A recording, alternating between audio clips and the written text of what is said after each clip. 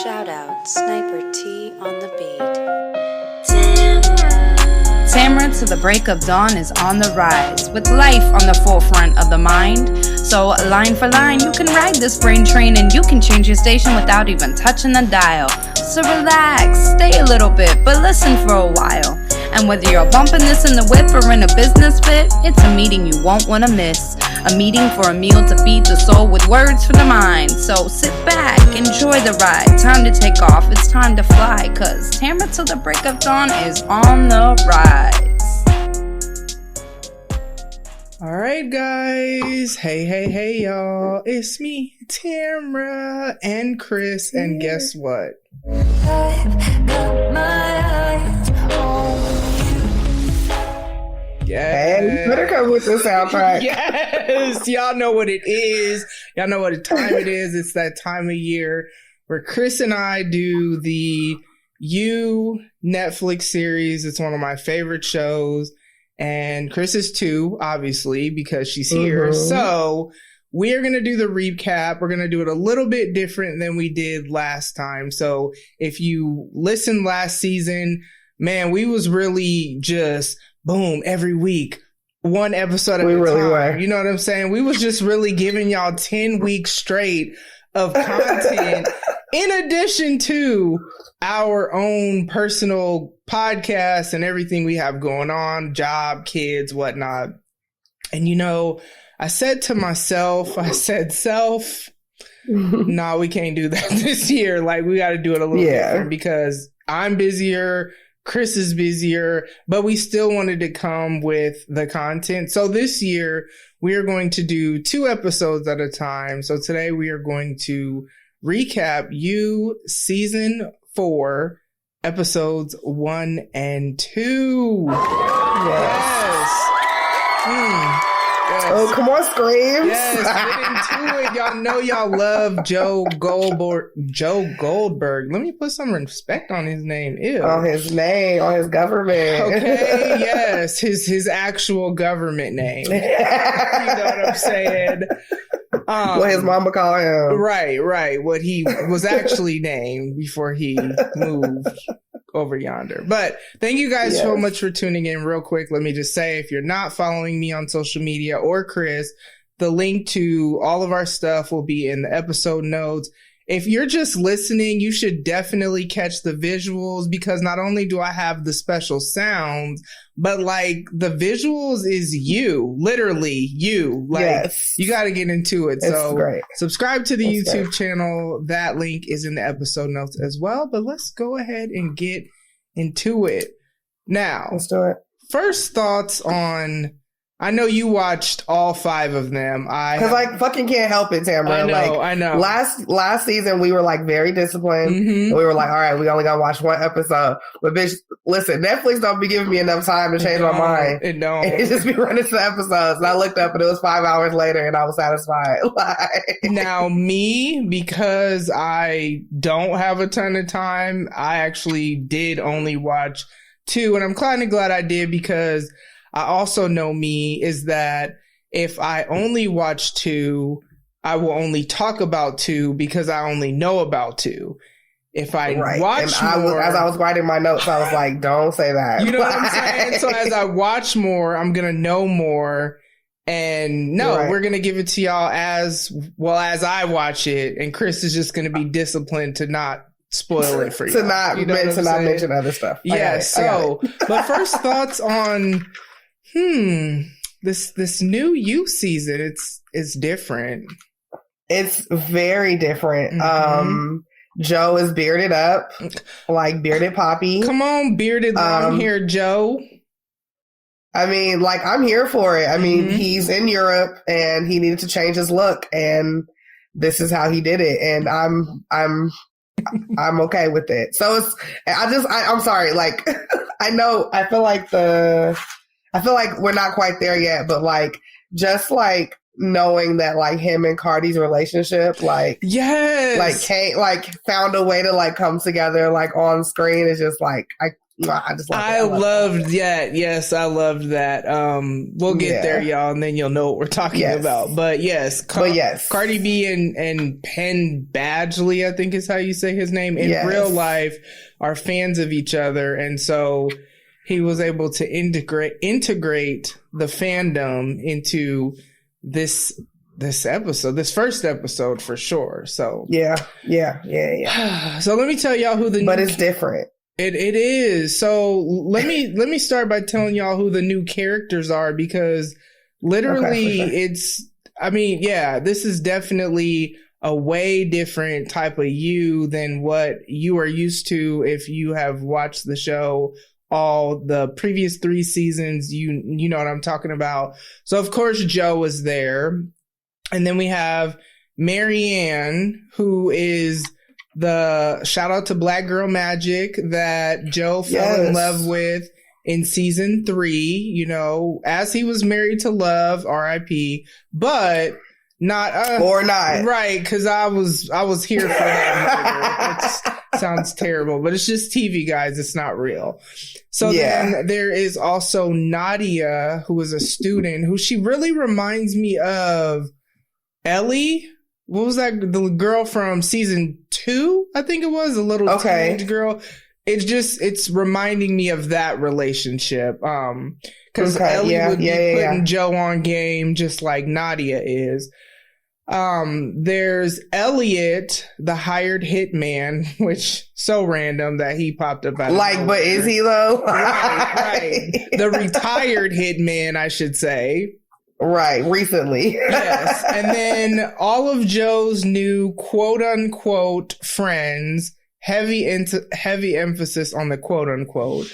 So we have Kate, who is actually Joe's neighbor, who is dating, but it's a very toxic relationship, Malcolm.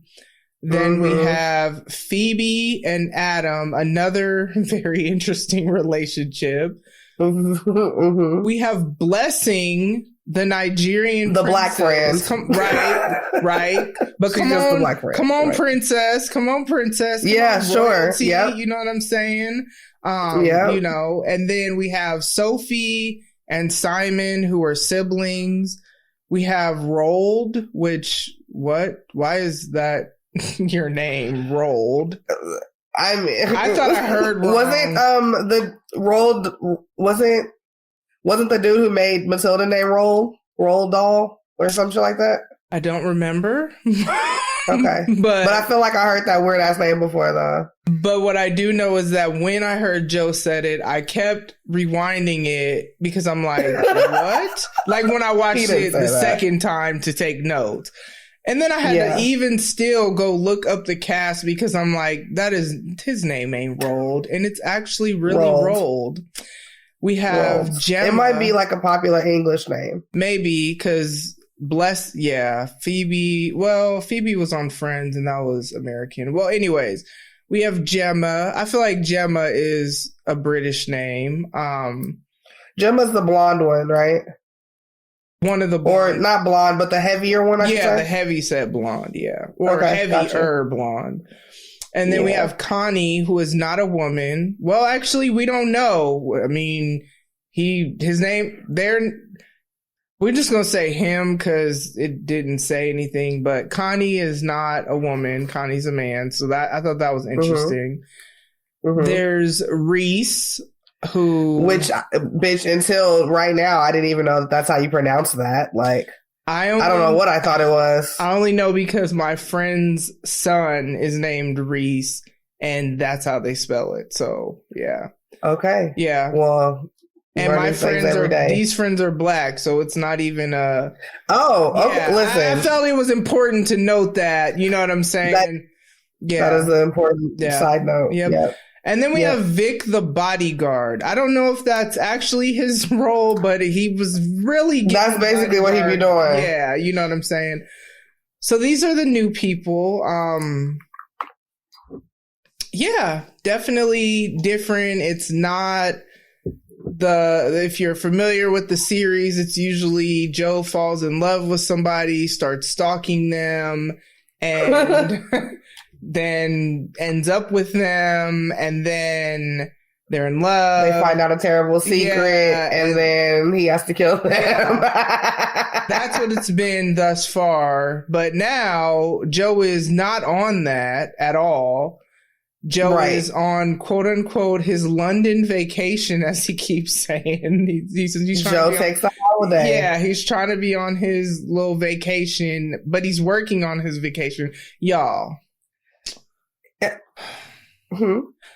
He's a literature professor, which I'm not shocked at, but at first I was like, where I didn't pay attention to the first time where who's the Elliot gave him the credentials and all that, because I was like, they just be hiring anybody like John. Bitch, all I gotta do is just go to London, bitch. So I can just be a fucking professor. I'm gonna be all kinds of stuff because Joe doesn't even have a college degree and he's up here teaching literature in London. As he said, quote unquote, good at professoring. Like, I was like, I fuck with that. Right. So you hella are good at professoring. Yeah, he is. So yeah, Joe, man. Yeah. Who is now? Do we just want to talk about? See, this is the way that it goes back and forth. I wonder if we should just talk about how he became not Joe no more. Yeah, we probably should, because the flashbacks. Well, yeah. So go ahead. Yeah. So, okay. So we all remember at the end of the last season how supposedly Joe was dead because love killed him and then she died too, right? But then, of course, we know that's not true. So he's over there and he is fucking stalking the shit out of Marianne. I don't know how else to put it. He's literally globetrotting based on like little random facts. He sees a picture of hers that he saw before.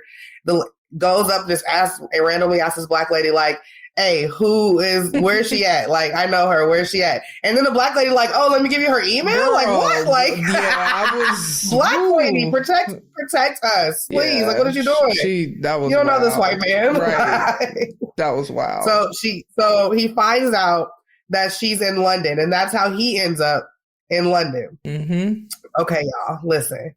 He sees Marianne. She ain't got short hair no more. She's braided down because it's the summertime and she ain't got time for that, right? She's too busy running away from her past to be worried about combing her hair. So, braids. And so he sees her. And, bitch, when I tell you this scene, like, I felt everything, like, from, like, her, that, like, half smile that she did at first when she saw him. And I was like, oh, my God, like, she's happy that he's there. They're about to fucking run to each other. And then Joe in that blue baseball hat. He takes off the fucking hat. We gonna talk, you know, that's our favorite prop of his. But that's in my notes, yes. Right, of course it is. Okay, so he takes off the fucking blue hat. So, because before that, you didn't know who he was. Now I'm going to take the hat off. Now you see who I am. And that half smile turned into terror within like 5 seconds. Yep. And now she's backing up from him. And Joe, who obviously has been so caught in his stalking that he can't take social cues, he starts to chase her, girl, through this like open air market. Can we talk about how in London, at least on Youuuu, they don't care about people? Because first of all, they don't give a fuck the niggas is running. Yeah, like first of all, she just giving out email addresses of somebody to a stranger. Oh yeah, there's that. Oh, yep. Telling, and it might be a while because she's going here, just telling all her business. So that's number one. Right. I know she ain't, because honestly the email alone wouldn't have been that helpful. He could have hacked and maybe saw some stuff, but like until you was like, oh, but she ain't gonna talk to you for 5 to 7 days because she in London at this art fair that looked like that's around the corner from this, and she looked like this. So there's that. Then also, as this black woman is running from this white man, looking terrified, nobody blinks an eye, nobody does anything. They just let her get chased down. Niggas are just looking at fabrics and shit. Like what? They don't care.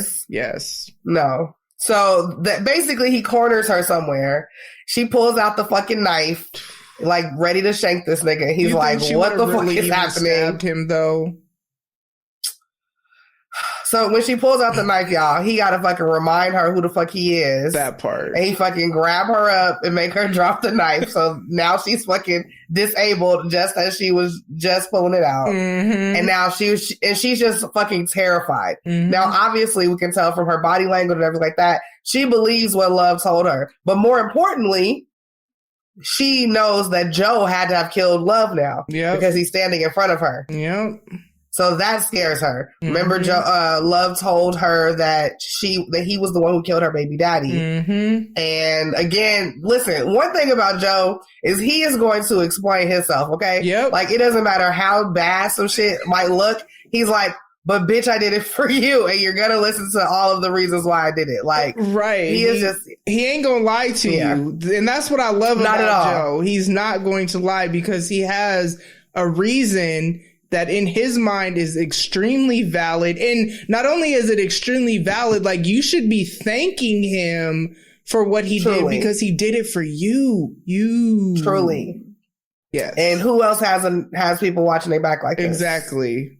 And that's why I'm a fan. So listen, I told you, I don't know what it is about him, but like, if I was first of all, if I was Guinevere, like, we'd still be together. Like, I don't even know what you're talking about. That like, part. Ain't no new seasons. There's no love because I'm in love. Like, but so basically, she's like super scared of him, and she's like, I just want to make it home to my daughter. Like, she's expecting me tomorrow. And Joe is like, bitch, who do you think I am, ho? Like, I love you. Like, why would you ask me that? Like, why are you scared Like, why would now? you think that you weren't going to go see your kid because you saw me? Like, that don't even make sense to him. Right. But again, it's because he has fucking made sense of everything that he's done for a reason, which people should be fucking thanking him for. Mm-hmm. So, and you are so he goes, you know what? Because he loves you and he did those things for you. Now, in his defense, Love was trying to kill him. So, see, and nobody that's what I'm knows saying, like, that but him. But like, he wasn't trying to kill Love. He was trying to just leave. That's his baby mama. He really wasn't trying to kill no more. But she on some, if I can't have you, no one can. And now you can't have him, or no one can have you. R.I.P. So he's like, look, I'm going to show you that you don't need to be afraid of me. I'm here for you, bitch. And he moves out the way and he lets her go. And that's it. So as she runs out of the building, that's when we see, what's his name again? Elliot. Elliot. Yeah. So we see Elliot posted up on the fucking side of the fucking building like a 90s fucking R&B fucking album. Right. So again, just trying to keep up with this flashback. So Elliot meets up with Joe and it's basically like, yo, Love's dad sent me here to kill you, my nigga. But here's the thing. I'm tired. I'm really trying to retire. I have other things I want to do. I want to plant flowers. Like, I want to, you know what I'm saying? I want to live my life other than like ending other people's. He's like, so here's the thing. I'm going to give you, here goes some shit, right? And so it's a new identity. You look like a Jonathan. Did Joe pay him? No. Because remember he mentioned that money. I don't think he did, right? He probably did. They just either didn't show it or will show it later because they keep flashing back. Okay, so the Elliot brings up some money that was cleared out of one of Love's accounts right around the time where everybody was supposed to be dead, right? Okay, so he brings it up. I'm assuming that Joe had to pay him for the new identity and stuff, and that was the I'm not gonna kill you money, and here's the new identity. But the stipulation was, I'm the only person. Well, no, there's another person that knows you're alive, and that's Marianne, and that's your fault. So what you're gonna have to do is you have to fucking kill her, because how is your new life gonna work if there's somebody out there that knows that you're alive? Yep. I'm not gonna tell, right? But I don't know what she gonna do, and so when we don't know because she's still alive, right? So he sends Joe off. He's remembered fucking Marianne is on her way to the train station so she can go back to her daughter and shit. Like, she was afraid that her boyfriend wasn't gonna let her do. Like, and so there's a commotion and she's bending down to like help somebody pick up some stuff. Joe decides he's obviously not going to kill her because that would defeat the whole purpose of letting her go the other day. Mm-hmm. And so he walks past her, snatches her necklace so that she kind of like freaks out like, yo, somebody just fucking stole from me. Let me get my ass up off these streets and into this train. Yes. Okay. Homegirl is right. Okay. Let me tell y'all how this was set up if y'all did not watch this. Marianne is facing another woman who is helping her pick these things up that got knocked on the ground as part of Joe's master plan, right? Joe reaches in between Marianne. A whole ass arm, a whole forearm. A whole arm, a grown man arm. I feel like he had on a members only jacket, or he had on some jacket. It was a memorable arm, is what we trying to say. Nobody saw nothing. Nope. People do not care about. But you know why they didn't see nothing. But you know why they didn't see nothing. Because his hat makes him invisible, and he had that fucking hat on, and you can't see him. No, like, what are you talking about? Like, he's John Cena. He's literally John Cena. Yes. He's John Cena with the hat. Okay, like, let's be clear. Right. So, yeah. So my fault. Why am I tripping and expecting reality when he has his magic cloak hat on? My bad. That he got from fucking Harry Potter or some shit. Silly me. Okay, so he takes a picture of the stolen necklace, sends it to Elliot like, boom, we're good. I'm done. I'm out. And this is where Joe transforms into Jonathan Moore, the nigga good at professoring.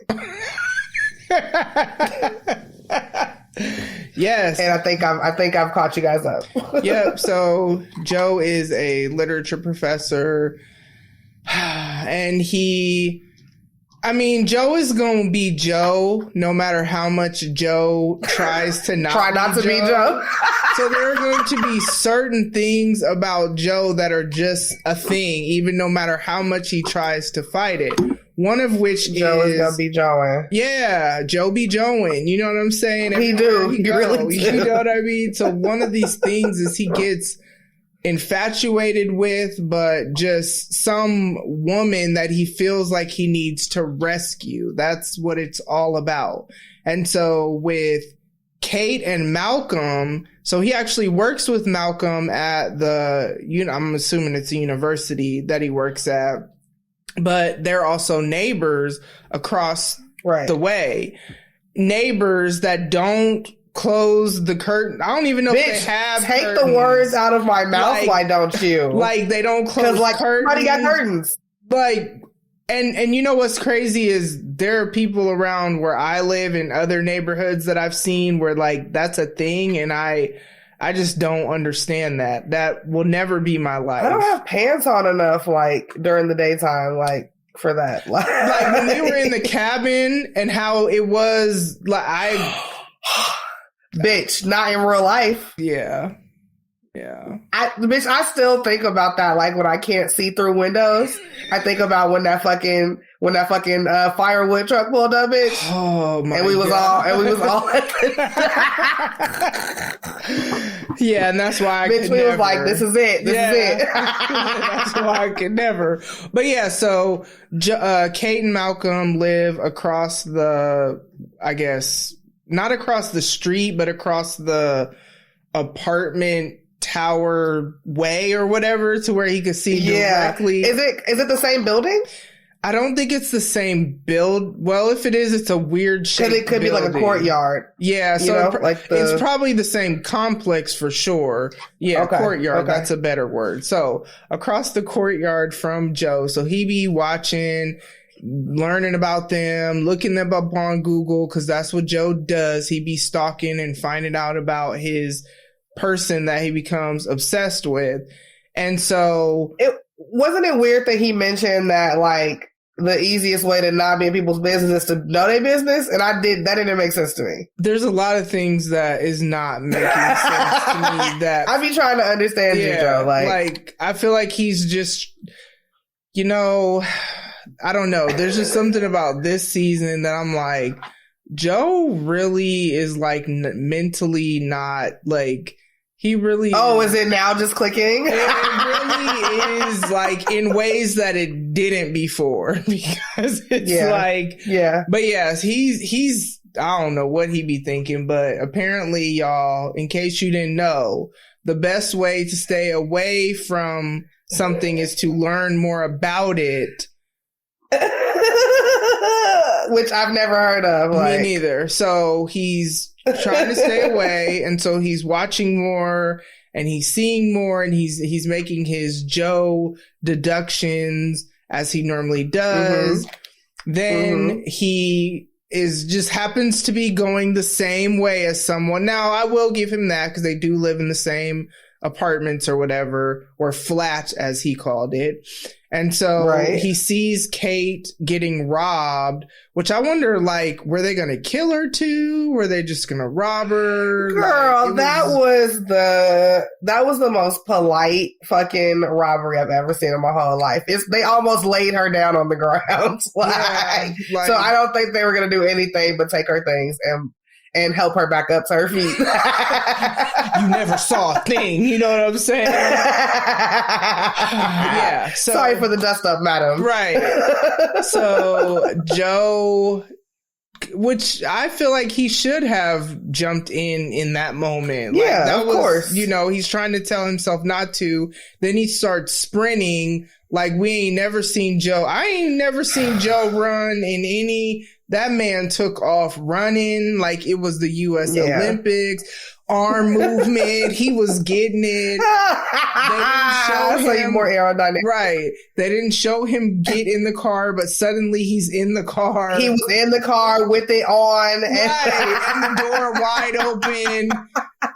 And honking the horn and turning the lights on, all of a sudden, like all this stuff, just that's how fast he was running, y'all, is what I'm saying. But you know, I thought I was too high. I was like, when did he get in the car? Like, and I was definitely completely sober, and I had the same question. Like, where? Okay, all right. That's so cool. then he's, you know, his visa, his work visa is fine, but he's supposed to be dead. So like, you know, people can't take pictures of him. People can't, he does, you know, he doesn't want to bring attention to himself. So when she calls the police, he tells her, don't mention me. Now, Ixnay on the Joe's right. But why would you say that? You know, like, I get it. Because he's supposed to be dead. I get it. But at the same time, does he not understand that is going to draw, like, that's going to make her wonder why I can't tell the police about you? Right. You know what I'm saying? But Marianne got him fucked up, okay? Yeah. Mm-hmm. So, go ahead. After this, what's his name? What's his name comes over? Malcolm. Yep. Malcolm comes over, and he is just like, how do you describe this nigga? Like, he's pompous as fuck. And he's just like, he's low-key like overbearing. Like, he like kind of forces himself on you, which may or may not turn out to be a real thing that he did. I don't really know. Right. But he likes to, he's very like forward and like kind of pushy. And he comes over to thank Jonathan or Joe for saving his girl or whatever. And he invites him. Is it inviting or is it forceful? This is what I'm saying. Like, I don't. Let's be clear about that. He said any of my girls, so one of. Excuse me, because again, he does what he wants, and Kate is in a relationship. So he says, you know, I appreciate you saving one of my 15 girls or however many bitches he got on the roster, and for this, I am forcing you to come out with me tonight. Because again, it really wasn't an invitation. No. I feel like it started out as a question and then it became like an exclamation. So it was basically he had to go. So Adam Pratt's Sundry House. This is where most of like our out scenes and like our club scenes, it seems like, are going to be this season. Now, I've noticed with all of them, they ask tell you to do something. We're going to say ask tell.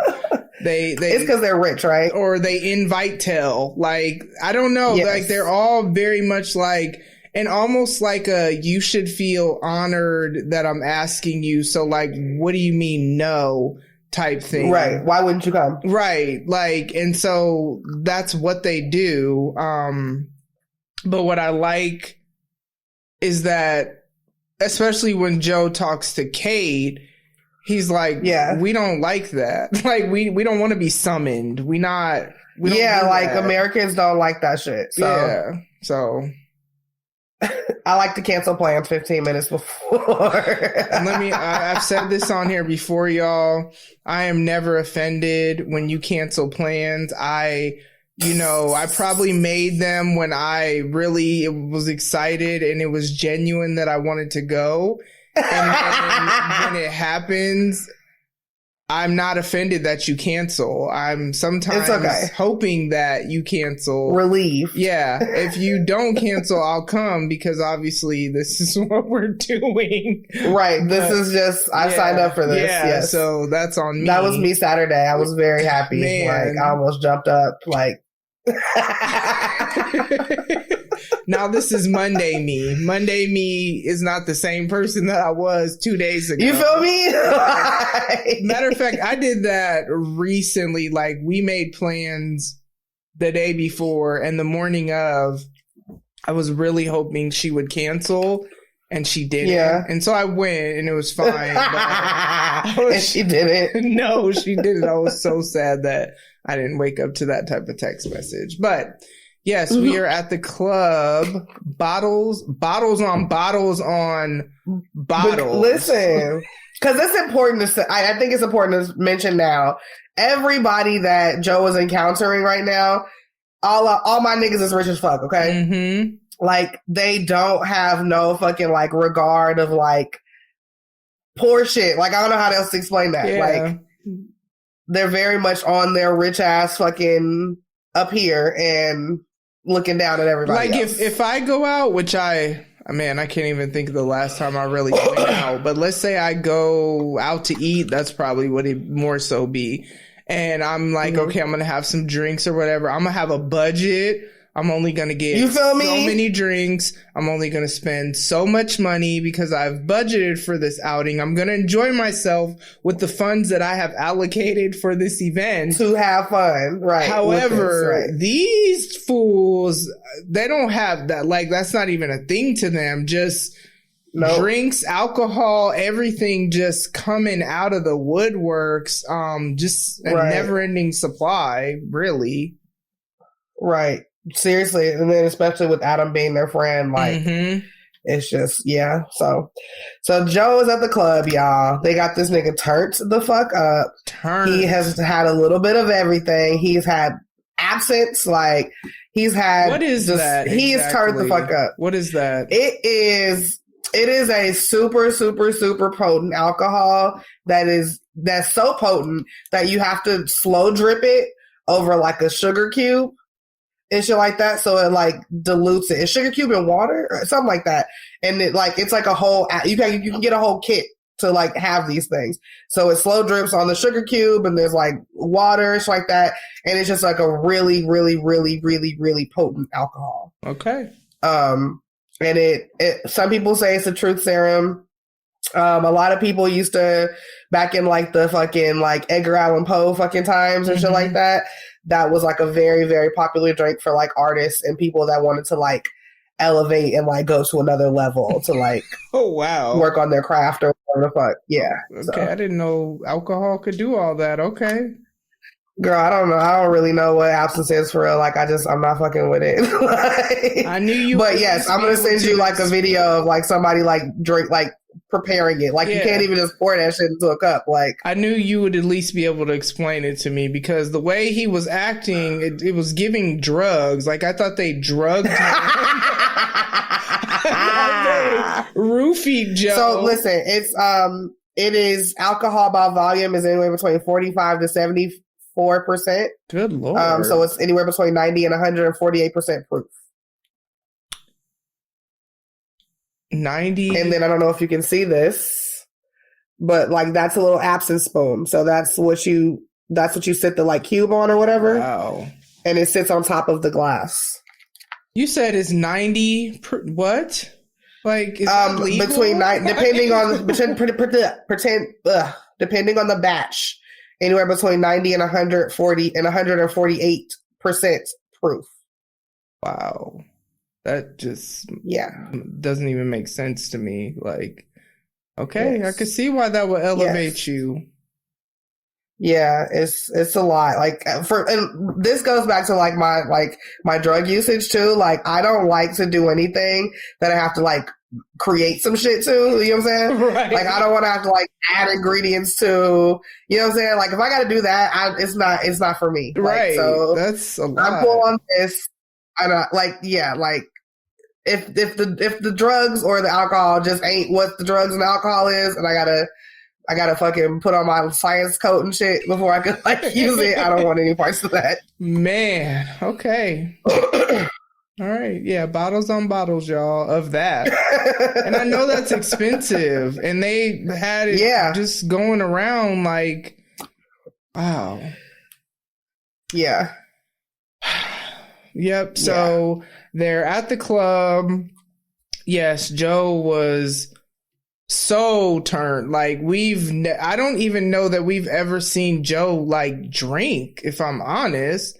And so I don't think I've seen that. Yeah, I don't remember that. I'm really trying to think about it. No. So Joe it's not even about being drunk. It's Joe doesn't even know what happened. Therefore, we don't know what happened because Joe was blacking out and would just come to and in a random different place. Yeah, with somebody else and be like, and then of course, what I love, the narration is always there. And so, and I just feel like it's gotten pettier now that he's. And I love it. Like, yes, I love it. Narration Joe might be my favorite Joe. Like, I love it. Like when he said, be a doll, he was like, be a doll. I hate myself. I love Joe. Yeah. Professoring is easy. Watch this. Explain. Oh, man. Curly in the West End revival of Mean Girls. Okay. Like, come on now. This is good stuff. Good stuff. Yeah. So, yeah, he's so turned. He doesn't even... Okay, so he said something to Phoebe that night, too. And we don't know. And we don't know what the fuck it was. But they're besties. But it's like... I was gonna say, but it's like life changing for her or some shit because she can't get enough of this nigga. Yeah, she invites him to everything, and it's not like sexual because she has a boyfriend. Yeah, no, that she's really in love with, despite it all. Like she's in love with him, but like she whatever the fuck he said to her, like she is like white on rice on this nigga. Like he has, like she wants him around everywhere. Yep, this is her friend. I'm so glad you're here. You have to come again. It's this invite-tell. Yeah. Yes. Invite-tell. You have to come. Yeah. You don't say no. Right. Yeah. So, I feel like the last moment.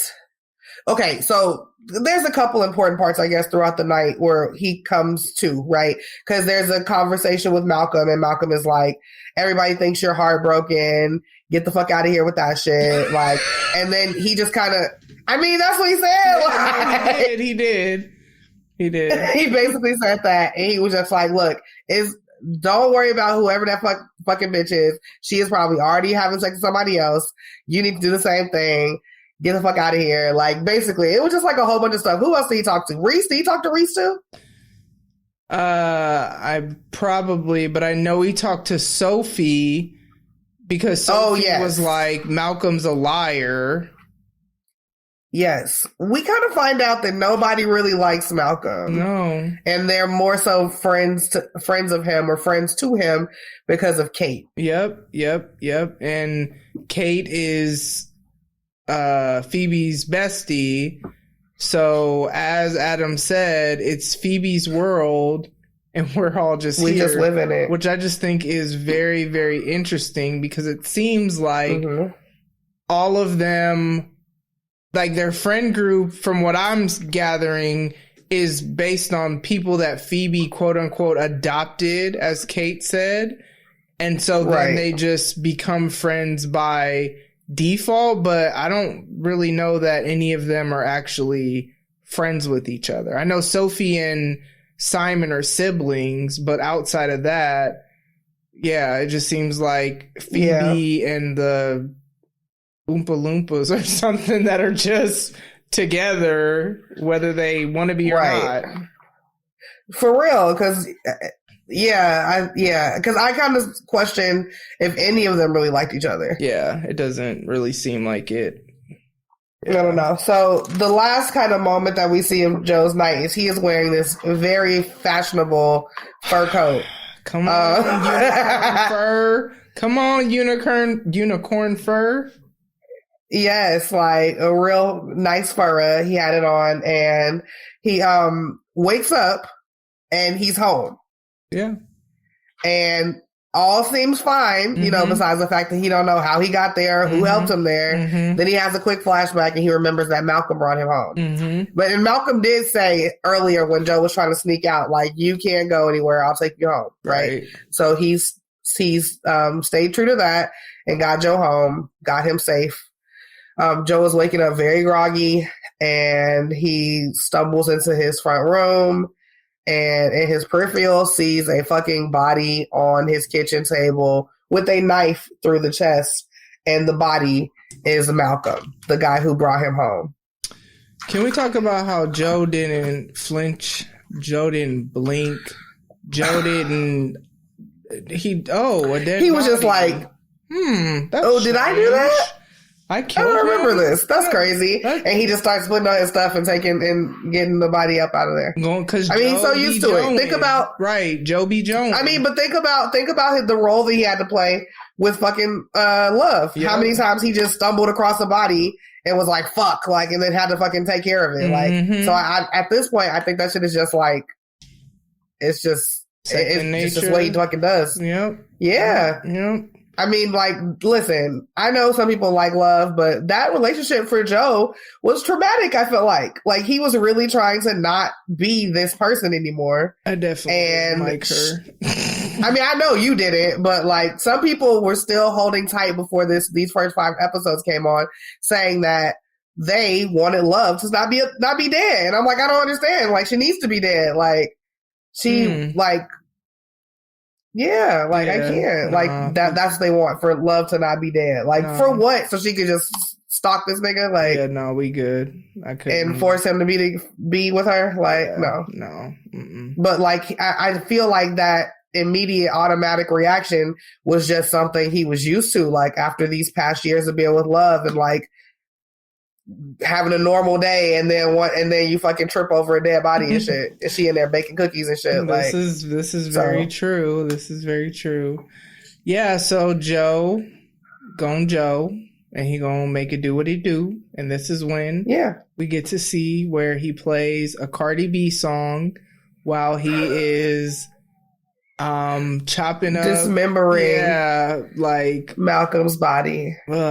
Just I like diamonds. I like right as he's chopping off. It was great. Yeah, I love that. It helped. It helped add a lightness to the scene. Because there's definitely a different vibe to this season, since it's not Joe trying to be in love with somebody. Like, so this is a darker season, I feel like, than previous seasons, because previous seasons it was all about who Joe was in love with and the object of his affection and their relationship, be it intimate or when it wasn't at first with Marianne and then it became that way. We don't have that at all. Joe, I mean, he really don't even have real friends, honestly. Not really, no. Yeah. Yeah. So like we said, Joe thinks he did it. So he's trying to get rid of the body. Malcolm's pinky finger is gone.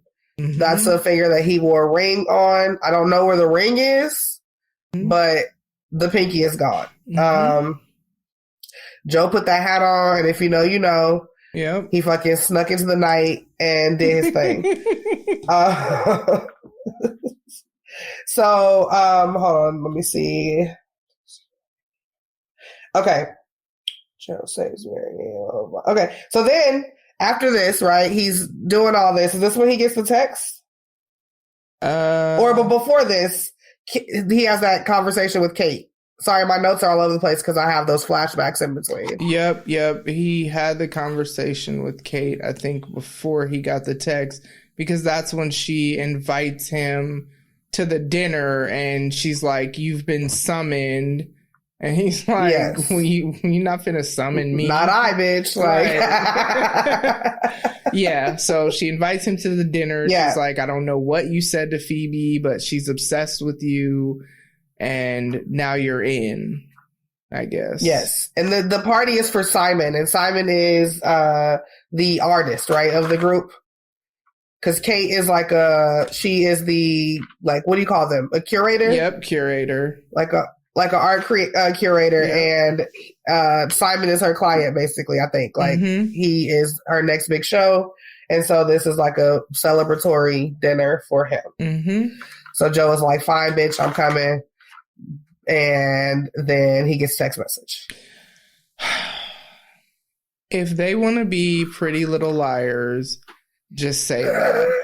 Because these I've never seen that show. Okay, so Pretty Little Liars is, just long story short, and it's so wild and so drug out and like ends up pissing me off in the end. But yeah, it starts with their friend got killed and they're trying to figure out who killed their friend. And throughout the entire series, there is somebody called A, because that's what they say. And so A is their identity. They will send text messages that disappear. They will make you buy some cereal and somehow the cereal is spelling out what they want to say to you. Like, this is really giving me Pretty Little Liars with these disappearing text messages and these "I'm gonna figure you out" and this blackmail and this whodunit murder mystery. It's all Pretty Little Liars, but with a twist because it's Joe. Right. And Joe going Joe. And, yeah. Yes, he will. So the text message basically is somebody saying, like, "Damn, I didn't think you was gonna fucking get rid of the body like that. Like I just thought you was gonna get in. I thought niggas was just gonna bust in your door and you was gonna get in trouble for the shit that I did. That's crazy." And like that's how the episode is.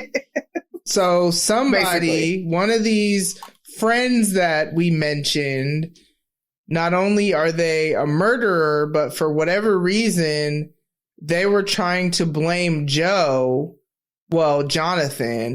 and that didn't work out in their favor. And so now they're intrigued by who is Jonathan, that he was able to just overcome this.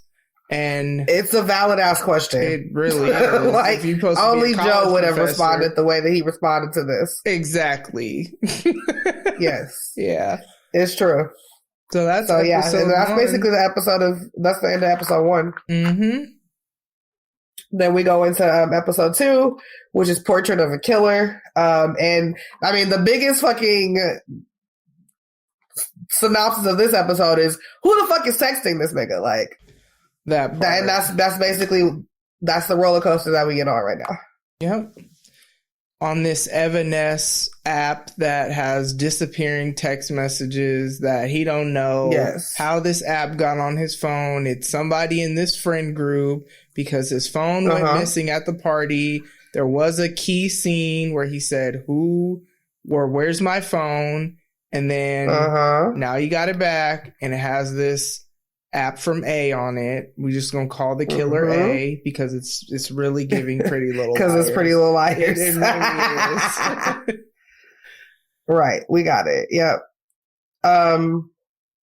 So basically, Joe is kind of going back through all the people that he's met and trying to figure out who is texting him and who would be trying to set him up. Mm-hmm. And Kate is also trying to reach out to Malcolm because again, this nigga be doing what he want to do and Kate be in a relationship. Mm-hmm. So she honestly just is not even like nervous. Like I couldn't imagine like this nigga just disappearing for 72 hours and I'm just like calling him like, hey, you better bring your ass back on Friday because like that's how she's talking to him. Like, right. Like do what you do. I don't care, but I need you to be here for this. Like, could you at least do that?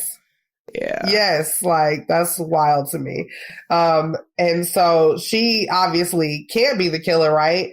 Because she's calling Malcolm and wondering where he is, unless that's just part of the plan. Mm-hmm.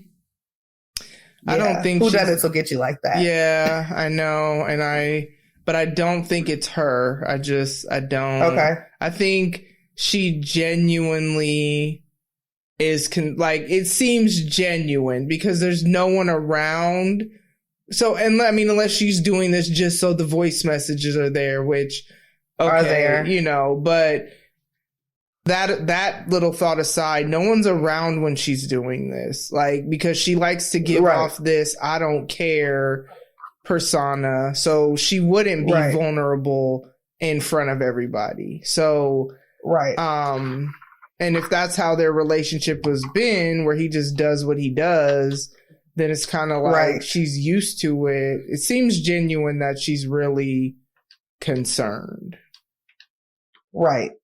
So you mentioned earlier how Nadia kind of helps Joe. And this is kind of where we see that because Joe realizes that he's in a literal whodunit right now, right? He's literally in the fucking glass onion. Like he is trying to solve this fucking puzzle, and he feels like the best way to do that is to know more about whodunits and like the structures of them and how a whodunit is even like put together and what's the formula, right? Mm-hmm. So that's where Nadia comes in because she likes them apparently, and her and Joe have very different literary tastes, but it ends up working in his benefit. Mm-hmm.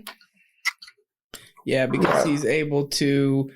Cause she's just that quirky. She definitely does not look 18 at all. You could tell she's older than that. Like they didn't even try to make her look 19. She definitely looks Joe's age, but she definitely looked like a grad student. Right. She's supposed to be this 19-year-old college student, but she just seems interested in Joe. I don't know if it's because he's American. I don't know if it's because his literary taste is different than hers, and she kind of notices that from jump based on the readings that he assigns the class. But you can definitely tell she not like likes him in a weird way, but she's just like intrigued by him, and she just keeps like popping up around him, which I just think is kind of interesting because don't know other students be talking to him like that at all. And exactly. It'll be interesting because I have my thoughts on who could be doing these things. So yeah. Ooh. Yeah, I do. That's interesting. We will do predictions at the end because we got to do it this first episode. So that once it's up and it's stuck and it's up, more Cardi B, you feel me? So yes. Yep. Okay. So Elliot isn't the killer. And we know that because Joe freaks out. He calls this nigga and he's like, what the fuck, bro? You said we were good. And he's like, thank you for ruining this perfectly good phone line that I have to destroy now. I don't know what the fuck you're talking about. My pina colada is on the way, and I don't have time for these games, Jonathan. Yes, and clearly, I gave you a new life, and you fucking it up. Yep, and you should try meditation because it would help. Because I can't help you. Right. Yeah. Oh my goodness. Yes. So he's not the killer. So I feel like right now we can X out Elliot. We can X out Kate. Then we get another text, right? So right after he gets off the phone, freaking out on Elliot, another text, and he's like, oh, look at you nervous. Like basically like you really don't know what's happening. Gotta let people know that I see you. Listen. Right. Gotta let people know that. I've got my eyes on you. Yes, gotta let them know. So, and the killer then reveals that he knows that Jonathan is Joe. Yeah. So, well, that's at I don't the know. end. I don't know. That's at the end that he actually calls him Joe. Yeah. Okay. Prior to that, he's saying he or she, because we don't know who this is, but prior to that, they're saying that I know you're not Jonathan Moore. But, Jonathan, so that's what they say. Just, I know you're not Jonathan Moore, and I'm going to figure out who you are. And then Joe's like, no, I got to figure out who you are first. And then Joe starts going back to Joeing a little bit. Mm-hmm. Yeah. So Phoebe has summoned him, and he goes over, and nobody's at the door to greet him. He hears screaming, he runs, and Phoebe got her vagina out and shit. Like, Phoebe, why couldn't you have called this nigga after this is done? Like, and you got, okay, I get why the laser hair removal person would be in the room, but you also got the bodyguard in the room. Like, why? And Adam making a damn business phone call. Like, what is happening? Like, like, oh my gosh. Yes.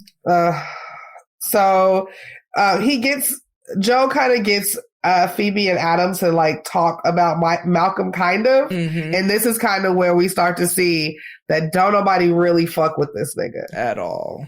And Phoebe seems like she can like everybody. Like, that's the kind of vibes I get from her.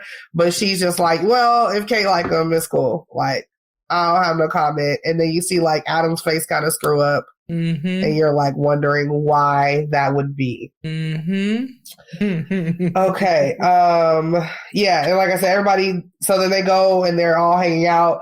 Everybody talking shit about Malcolm. Joe breaks into Malcolm's office. Mm-hmm. How did he put that key back? He probably didn't. He probably kept it. Okay. Yeah. But see, there's a problem with that because that's a very noticeable key that you would be gone. Mm-hmm. It's not like a regular, you know what I'm saying? But here was my question. How did he get into Kate's apartment? Like, to get her, just to be all in her purse all willy-nilly like that? How did you know where it was? Like, I mean, I don't know. Joe be Joeing though. My bad. Let me put some respect on my bad. Why am I questioning? Listen, when the hat is on, right? I forgot. Can do all things. You know what I'm saying? Yeah. So, he breaks into Malcolm's office and he finds money and it looks like a debt collection book or like some shit like that, right? Like a betting. I think he said IOUs, like he must gamble on, I don't know, horses or something. And because he also goes to the flashback not at the party, but at the, whatever, clothing store or whatever, or clothing, just take it. Oh, where he was getting fitted for his suit for the night. Yeah. And old boy was like, do you bet ponies or whatever too, and saying how Malcolm owed him some money. And so I think maybe those were IOUs, maybe. Or could have been people that owed him money. I don't know. I don't know. It could be. But he finds that. And as he's leaving, Nadia shows up. And why is Nadia there? Like, yeah. Mm-hmm. Yeah. So she was about to leave, drop something off. Mm-hmm. We're checking in on him because he wasn't there for business hours. And it's like after business hours. And yet here you are looking for him. So that's very interesting. Mm-hmm. And we will later find out maybe what that is about. Mm-hmm. Then while Joe is over there sneaking, it's a lot of stuff happening, y'all. Yep. Then when Joe is sneaking around, he finds out that, so there's a scene earlier, right? Where they're at the sundry house and Adam freaks out on a waiter. Okay. Mm-hmm. That same waiter later on, and now where I'm talking about now, when Joe is sneaking around, that same waiter is literally in a back room while Adam is begging him to piss on him. While Adam is on his knees, I don't know if he's butt naked or has boxers on, but he looks undressed with some sunglasses or some goggles to cover his eyes. Yes. Okay. Getting pissed on. But not only getting pissed on, he's drinking some of the pee. Like it went in his mouth. Yes. Is that like how that goes? I mean, I don't personally know, but you don't personally I believe know. so. I think that could be part of it. I think it's just really how comfortable the person who was getting it done to them like is. You're literally drinking waste. I don't know, because I heard that like the drinking your own pee in the desert ain't even really a real thing. So I don't know. Like if it's any benefits to that. Drinking your own what?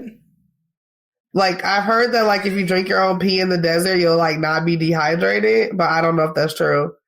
And it seems like it wouldn't be true, but like I don't know. So I don't know if there's any health benefits for people getting peed on. I don't know.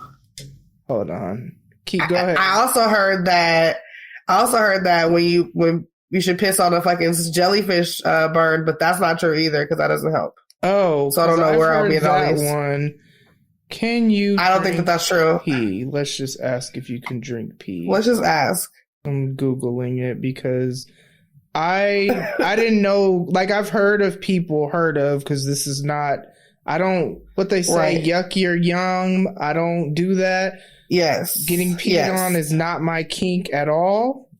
But I just didn't think drinking it was a part of that. So I was very taken aback by that. Okay. So according to this first article, it says a healthy person's urine is about 95% water and sterile. So in the short term, it's safe to drink and does replenish lost water. See? Fucking, what's his name? Kevin Gates says that he drinks his girlfriend's pee. But he also said that Jesus started a car, so I don't know. Another article from Winchester Hospital, because nigga, what? Hold on. No, nigga. We can't, no. No. I fucking love that you have that as a sound. Like, that was definitely going to be a thing. This is a long article. I'm not about to read all this, but let's see. But basically, I guess it won't kill you if it's a healthy person. Your urine is basically what the health library. Wow. Okay, because I was very taken aback by that part of it. Like, I just think it depends on the level of comfortability. Like, if you like it enough, I guess you would open your. I don't know. And he begged. Like, it was such an interesting contrast of when the waiter spilled whatever on him being rude to him, to then when you're in this sexual situation, but I don't know if they took it any further than that because all we saw. I don't think so. It doesn't seem that way. On him. And it made me think of what is that show? Oh my gosh. The Pink. P Valley. P Valley. P Valley. It made me think about P Valley when Uncle Cliff, that one client would just want to be beat and that's it. We never saw him do anything further than that. So I'm guessing that's all that he was into. So it was just such a contrast because it was beg me. And so then you're in this very extremely submissive position where you're literally on your knees begging this man to pee on you. And what? Right. Right. You have a girlfriend. When in the last situation that you guys were in, you were basically chastising him. Mm-hmm. And you also have a girlfriend who you claim you adore. And you got a girlfriend. Yep. Okay, cool. So Joe sees that and he's like, oh, okay. And then Vic comes out of nowhere and he fucking hems him up and he's like, mind your business, nigga, or whatever the fuck. And he checks Joe's pockets, finds the book, but Joe was able to like talk him away from it, basically saying like, those are my notes, I'm writing a book, like, so about rich people, and you know, I guess that'll be a chapter in it, I don't know, but so Vic also steals that money that he stole from Malcolm as payment, I guess, for being quiet about him seeing that, and Vic goes on his way. And that is why I started calling Vic the bodyguard, because I didn't really know what his role was before that, but all I know was in that moment when it was time to protect and serve, Vic was protecting and serving. You feel me? Like he was snatched Joe up off the ground, had him in the air by his neck. He didn't even look like he was strong like that, but apparently he was. You know what I'm saying? So yeah, that actor plays fucking Batman's butler in the TV show Gotham when Batman was like a teenager. Okay. And so I've seen him get physical. You feel me? Okay. I didn't know him like that. So, you know.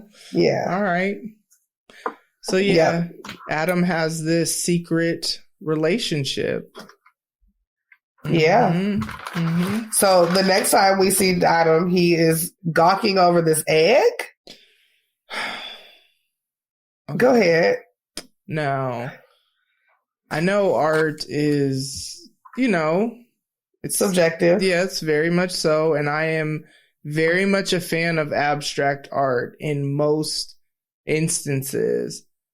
And I don't know how much 17,000 pounds is, but let's find out. Yeah, you look that up while I talk about how Adam was really about to spend 17,000 pounds on a brown egg that they probably got from the London equivalent of Trader Joe's. Like, Simon did not lay that egg. Simon bought that egg from somewhere, added it to the show, and said, okay, if you pay 17,000 pounds, you can find out what's inside of it. And Adam, as he's popping a Molly and now he's sweating, high out of his mind, he wants to buy this 17,000 pound egg, which equates to $20,438.71. I had a feeling it would be more American dollars than a little bit. Yeah. Our exchange rate has gone down drastically since like a month ago. So, really? Yeah, that's what it is now. Yeah. Okay. But as he's standing there looking at this egg that he is considering buying for his girlfriend, we get a little bit of insight into his perception or like kind of like how he really feels about his and Phoebe's relationship because it would appear that they are just so madly in love. She said he was husband material and this, that, and the other.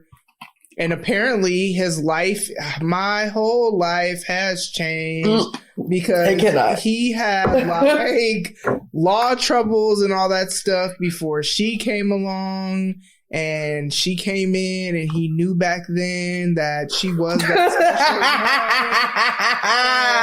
special. Just changed his whole life around, and he's, you know, doing better. So you would think it was this great relationship, but obviously it's not. If you're up here begging this man to pee on you, you know what I'm saying? Why aren't you asking your girlfriend to pee on you? But even if you didn't have the knowledge of that scene, even just the way he says, yeah, it's like cookies for breakfast and every other meal. Dinner. Forever. Every day. Yeah. So like he did not seem like I don't know if he seems bored with it or if resentful. Something. Yeah, he's not really as into her. He's like, I adore her. I do. Why are you trying to convince Jonathan of your love for your girlfriend as if he said otherwise?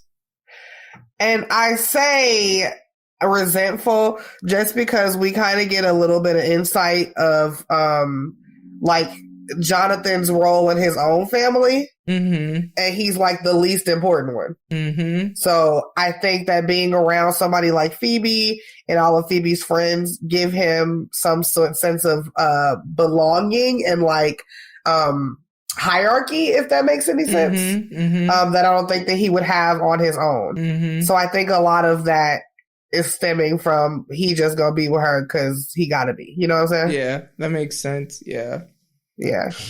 Poor Adam. Yep. Yeah, for real. I hope he's all right. So, are we at the Medicat part? Yep. Yeah. So Simon's big ass fucking display shit was just different levels of a cat being drawn. Girl. Again. And again, art. You know, art be ardent, and it's different for everybody. Mm-hmm. But bitch, no. Them eyes was fucking creepy as fuck. Very like, much I do so. not want that in my hallway. No. Plus, the cat, those types of cats are ugly. Those hairless cats look like the spawn of Satan that they are. Mr. Biggles. Right. No. Ew. Yeah. I don't know. But that's what it was. And then Reese comes up, and Reese always shows up like at a very like convenient, like I'm gonna say something snarky time. Mm-hmm. And so he comes up, and Joe just blurts out like, "Why the fuck are you friends with these people?" Yeah, that was like kind of wild how he just said that out of nowhere. Yeah, because like, nigga, what did you even? Why is you here, ho? Like, what? Like, why? Like, what is it? Like, and we didn't really say, but like, Reese kind of has like a rags to riches stories, right? Where he was like not so rich, and then he found out that he was like part of like some fucking royal family, and then he just kind of came up. And he's always on like this like poor warrior side. Yeah. Like where he's like, you know, fucking power to the people, like, and fuck these rich people. Right. But he always be around rich people and be very comfortable being around rich people. That part. So I don't really know about him. But you know, that happens. Then while they're talking, a fucking random ass fucking bitch come in and starts screaming and hollering. She throws paint on the fucking art and on fucking Simon and some on Kate. Mm-hmm. And Simon takes this opportunity to pretend like that was on purpose. But you know what? I'll give it to him. I'm about to say he was very quick on his feet. Yes, I actually, and you have to be in, I mean, as a content creation or just, you know what I'm saying? Because that's the way I looked at it. Like, imagine we were on a podcast happy hour and something happened that was unexpected. We're going to make it work in our favor, and it's still going to be entertaining regardless. So like the branding aspect and the marketing and what he did from a business standpoint, I actually really was a fan of that because he really made it work and made it like, oh wow. Like Phoebe was just all in at that part, you know what I'm saying? She's like, she really was brilliant. Like, yes, like, she really was. Yeah. So yeah, he turned it and made it made it a part of the display, and everybody was like, "Oh, this shit is genius!" Like whatever. And so, Joe takes Kate to basically he tells Kate like, "Yo, I think I know where she is." And it's weird because like I don't really know how he knew that. So unless I missed something. So that whole "can you let me in, be a doll," that was the girl who let him in, and he saw the badge on her. Like she was wearing some other, so she had the badge that let her in the door or whatever, but then she also was wearing some badge, and that badge had names and numbers and all this stuff, and so that's how he knew where she be. I hella missed that part. So he knew where she was. They roll up. She over here is lighting a cigarette by the trash can and shit. Real hobo.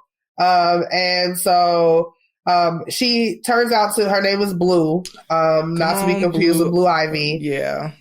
I was about to actually you probably said it better.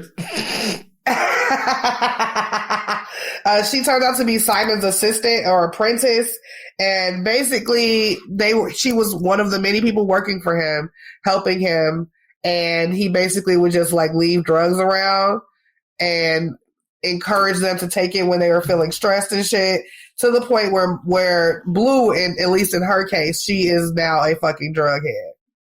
Okay, now here's my thing with that.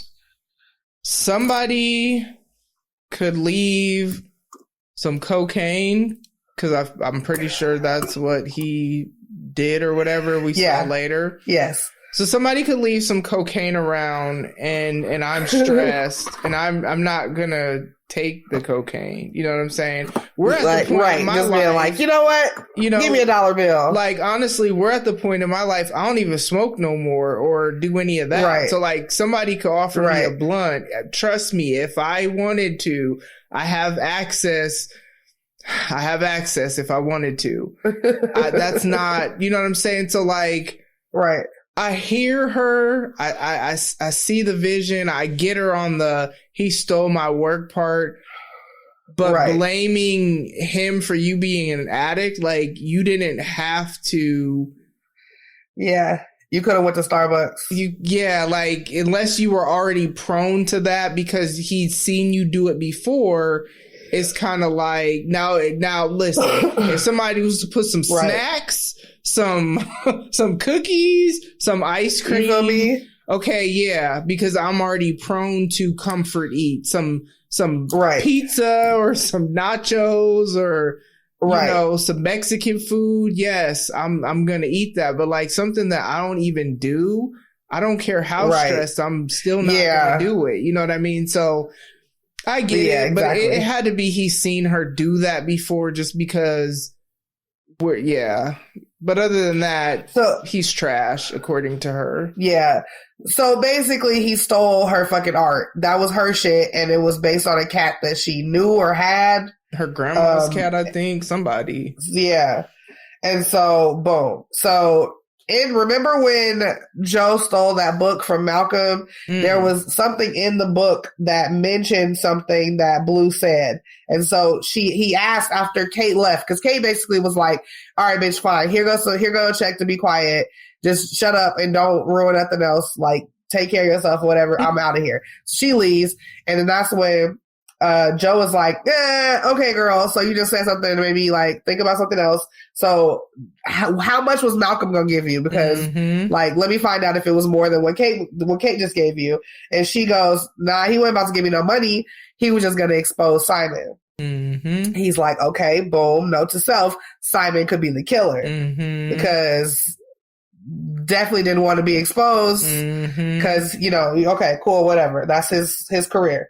All right. Yeah. So then what happened after that?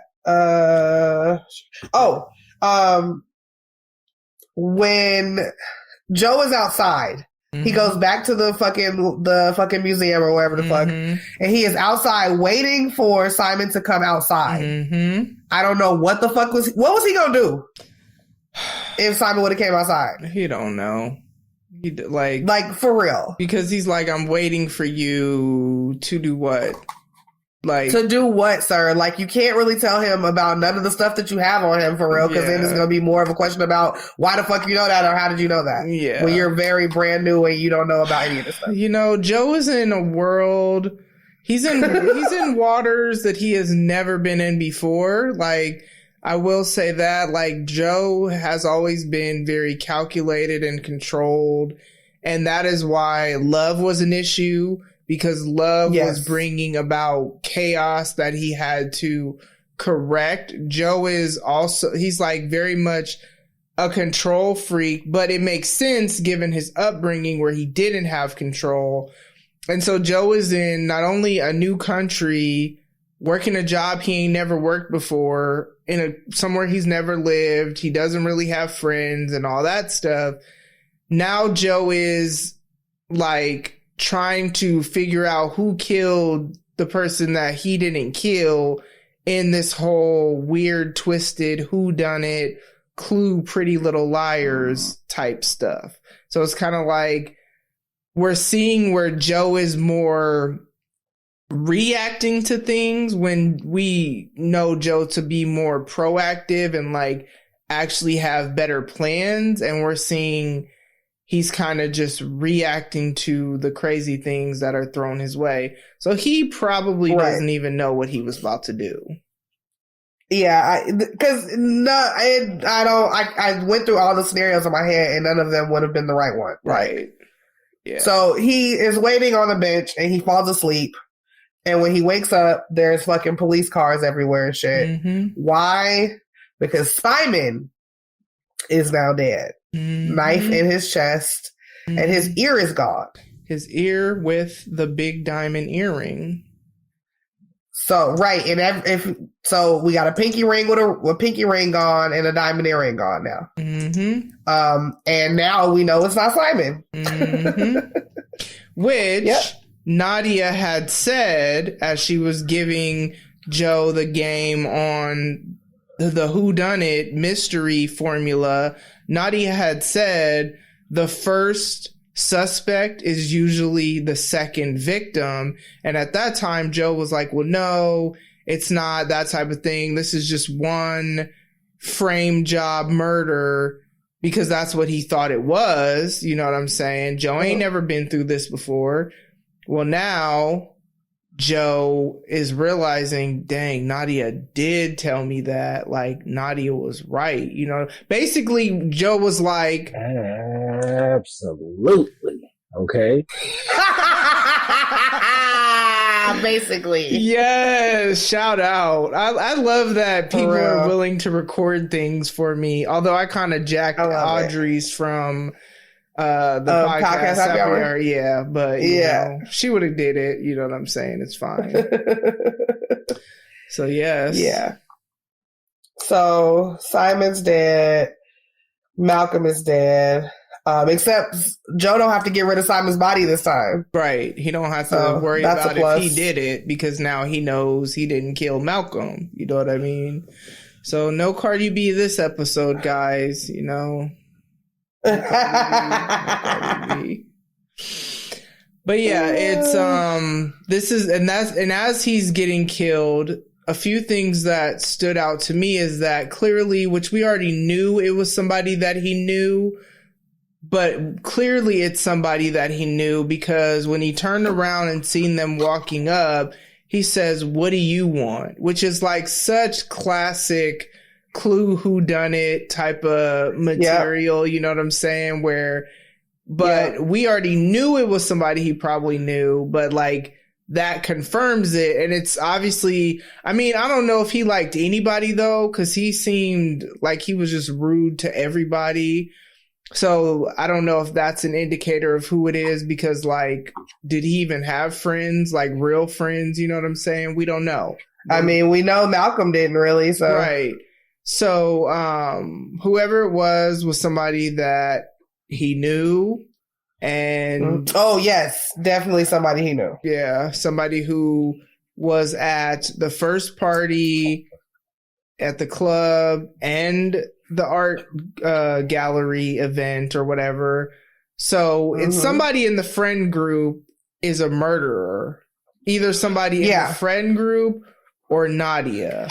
And I only say that because I like this. Go ahead.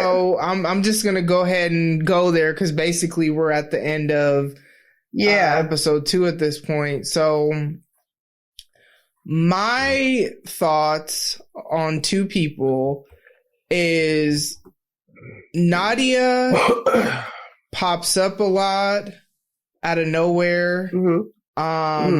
Nadia is very intrigued by Joe. I know that when he was getting the text messages at the college, he actually had just been with Nadia, so Nadia would have seen that he was wearing the brown jacket. She didn't have to be anywhere around him. She was just with him. And I don't know. Yeah. There's something about her that's just off to me. So her, there's also something off to me about Reese. It's just because he always, it's the like step to the side, always got something snarky to say. Like, and it's just like, hear me out. Okay. All right, I will. Reese, Joe related to Reese because they have similar upbringings, right? Yes, correct. Okay, so single mom, law troubles, woo. Okay. Mm-hmm. Also, the people that are being killed are not good people, right? Yeah, you're right. And the way Joe kills people is because they're not good people, and they deserve to die. Now, Malcolm's finger was cut off, and Simon's ear was cut off, and the comment that rolled, I don't remember if it was rolled or Connie, he never listened anyway. So like when he said that made me think, okay, well, why would they cut Malcolm's finger off? Well, if Malcolm was writing about people and blackmailing to expose them, yeah, I'm going to take away your finger, because he probably had that ring on his finger because he's a writer. So that makes me think of Reese. But then there's also Phoebe, right? Yes. Phoebe gives off cookies, but is that really how Phoebe is? You know what I mean? Like, is she really that sweet?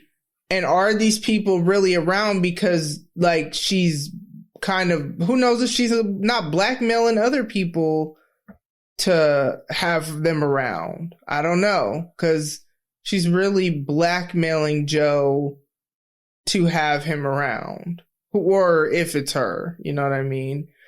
Right. That one I'm not as sold on, because why would she kill her friends? You know what I mean? Right. So, but Reese and Nadia, that's the one. I like your suspect list. Yeah, I like your suspect list. Not Kate. Yep. Nah, that would be not Kate. Too obvious.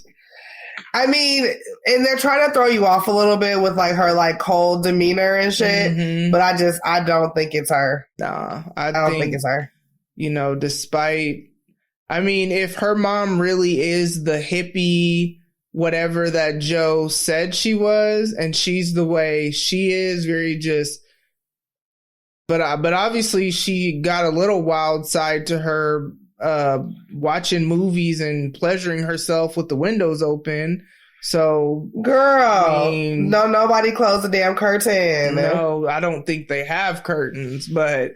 So, I saw curtains. Oh, okay. That's just for decoration. They probably don't even open all the way. You know how like jeans that don't be having real pockets, but it look like that's probably what that is. You know what I'm saying? But yeah, so I think being with Malcolm might feel similar to how her mom is. If her mom is that free spirited, just do whatever type person, that may be why she's with him. Either way, I just don't think she killed him. I think my suspects right now are Nadia or Reese. Okay, yeah, I like your suspects, and I can't comment. So yeah, I guess you can't. Yes. One thing I will. You have very good reasonings. Yes. One thing I will say is I am very much a fan of British accents. Like when the black girl in the beginning was talking, I was like, yes, I love it. I love it. And then I will also say that Joe does feel very seen by Reese. Whether Reese is the murderer or not, I think that's kind of good for Joe to have someone that he feels he's making an authentic connection with, because we know Joe don't like rich people. Like, we've known that. I'm surprised he was with Love, if I'm honest, because he couldn't stand Peach in season 1. Yeah. You know what I mean? He couldn't stand that one rich comedian dude. Well, I mean, he was also a pedophile, but still, he couldn't stand him. Don't forget that. In season 2. He really wasn't a fan of 40 at first. You know what I mean? Yeah. And a lot of that has to do. I still can't believe that's his name. Yeah. Man. Well, I mean, okay, but now we have, who do we have this season? Like Blessing. Right. Blessing. Right. Blessing. Okay. And Rolled. Blessing. Rolled and Blessing. Yes. Go on and roll up them blessings then. You know what I'm saying? Make it rain. Yes. Yes. All of that. So, yeah. I mean, that's basically it. Mm-hmm. So, guys. So there's 3 more episodes. Are we going to do 3 or 4 and then wait for the next set to start to do 5 and 6? Because we still have like 3 weeks. Yeah, I have thought about how this would look, because I know 5 is a cliffhanger, I'm sure, but I know it's not like. So do you think we should just do, but then we could just do 5. We could just do 5, and then we can do. And then do 6 and 7, 8 and 9, and then chain by itself. Yeah. Come on. Yes. We could do it that way. Yeah.